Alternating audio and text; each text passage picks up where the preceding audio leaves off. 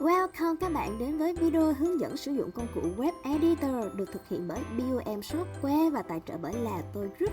Nội dung chính của video kỳ này là BOM Software sẽ hướng dẫn các bạn tổng quan các công cụ trong Web Editor. Bắt đầu thôi nào! Các bạn nhớ sử dụng trình duyệt của là tôi để đăng nhập vào công cụ Control Web Panel nhé.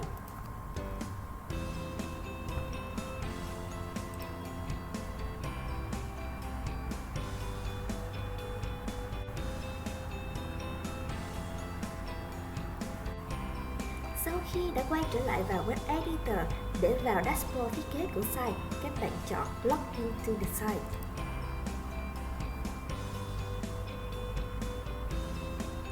Tại giao diện dashboard của Web Editor là phần báo cáo tổng quan về website bạn đang sở hữu.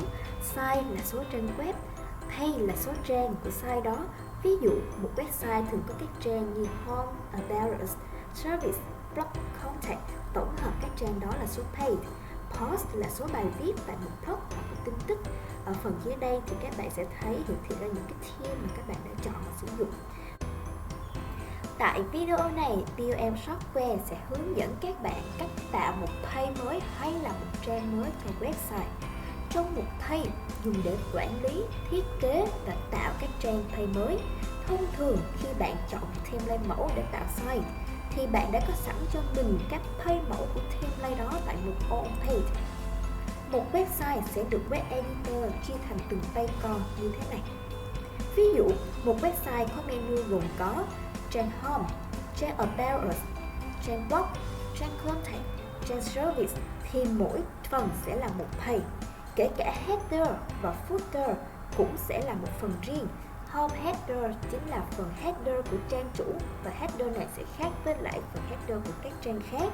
Để thay đổi nội dung, thiết kế cho trang nào thì các bạn chỉ cần nhấn vào Edit, click vào Edit để thay đổi và thiết kế cho trang đó.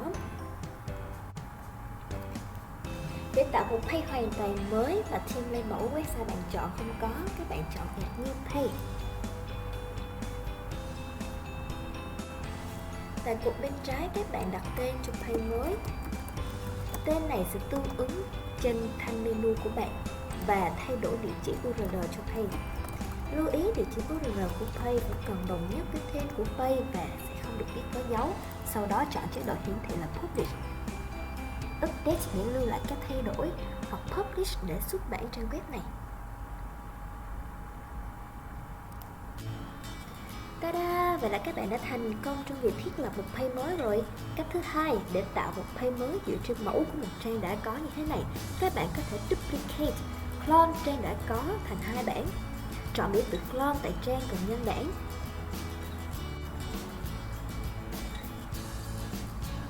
Đặt lại tên của page và thiết lập địa chỉ URL cho page.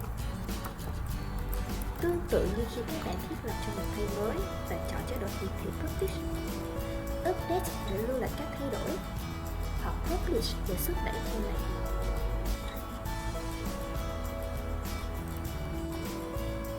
Khi các bạn tạo thành công một page mới, hệ thống sẽ tự động cập nhật thêm tiêu đề của page mới vào menu. Để điều chỉnh thay đổi sắp xếp menu, các bạn vào một menu. Tại một menu, để thay đổi tên của page, các bạn chọn mũi tên xuống. Thay đổi tên page tại Label. Để sắp xếp thứ tự trên thanh menu, các bạn chỉ cần nhấn giữ page và di chuyển đến một vị trí mới như thế này. Để tạo submenu, tức là tạo page con trong page mẹ, các bạn chỉ cần nhấn giữ và di chuyển một chút xíu sang bên phải. Vậy là các bạn đã tạo được page new là sub item của page mẹ là product. Nhớ lưu lại các thay đổi các bạn nhé. Chúc các bạn thực hành tốt và hẹn gặp lại các bạn trong video tiếp theo.